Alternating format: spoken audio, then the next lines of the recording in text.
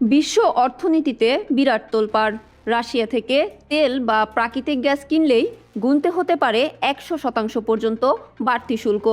ভারত ও চীনের মতো পরাশক্তিগুলো কি তবে পড়তে যাচ্ছে মার্কিন নিষেধাজ্ঞার মুখে? যুক্তরাষ্ট্রের সিনেটে সম্প্রতি পাশ হওয়া এক নজিরবিহীন বিল ঘিরে এখন তোলপাড় আন্তর্জাতিক রাজনীতি। ঘটনার শুরু মার্কিন সিনেট থেকে। ইউক্রেন যুদ্ধের শুরু থেকেই রাশিয়ার বিরুদ্ধে কঠোর সব অর্থনৈতিক নিষেধাজ্ঞার পক্ষে সোচ্চার ছিলেন ইউক্রেন সমর্থক Republican senator Lindsey Graham.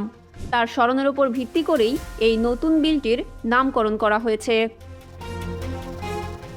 American সিনেটে Democrat ও রিপাবলিকান দুই দলেরই অভূতপূর্ব ঐক্যে বিশাল ভোটের ব্যবধানে পাশ হয় বিলটি।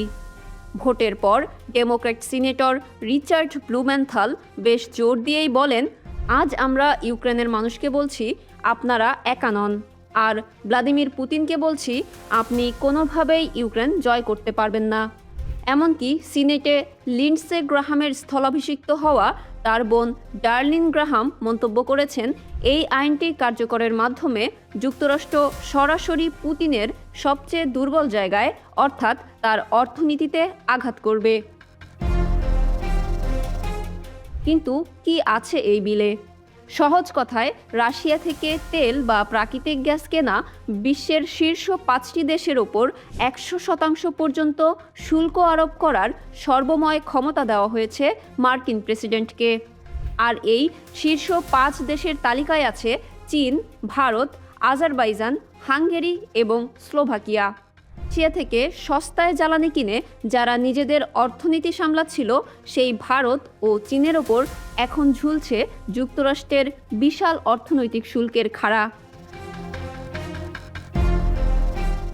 শুধু শুল্কই নয়, এই বিলে রাখা হয়েছে আরও কিছু মারাত্মক ধারা, যেমন পুতিন সহ রাশিয়ার জ্যেষ্ঠ সামরিক ও রাজনৈতিক নেতা এবং মূল আর্থিক প্রতিষ্ঠানগুলোর ওপর সরাসরি নতুন নিষেধাজ্ঞা আনা হচ্ছে। রাশিয়া মার্কিন নিষেধাজ্ঞা এড়াতে যেসব পুরনো তেলের জাহাজের পতাকা বদলে তেল পরিবহন করত, সেগুলোর ওপরও নেমে আসছে নিষেধাজ্ঞা। বিলে 1996 সালের ইরান নিষেধাজ্ঞা আইনের মেয়াদ 2031 সাল পর্যন্ত বাড়ানো হয়েছে, যাতে ইরানের জ্বালানি খাতের বিনিয়োগকারীরাও পার না পায়। সিনেটে পাশ হলেও বিলটির চূড়ান্ত পরিণতি নির্ধারণ হবে মার্কিন প্রতিনিধি পরিষদে। 31 আগস্ট প্রতিনিধি পরিষদের অধিবেশন শুরু হলে এর ওপর চূড়ান্ত আলোচনা ও ভোটাভুটি হবে। এখন দেখার বিষয়, মার্কিন এই কঠোর পদক্ষেপ কি পুতিনের যুদ্ধ অর্থনীতিকে সত্যিই থামিয়ে দিতে পারবে, নাকি এর ফলে ভারত ও চীনের মতো মিত্রদের সঙ্গে ওয়াশিংটনের সম্পর্কে নতুন টানাপোড়েন তৈরি হবে।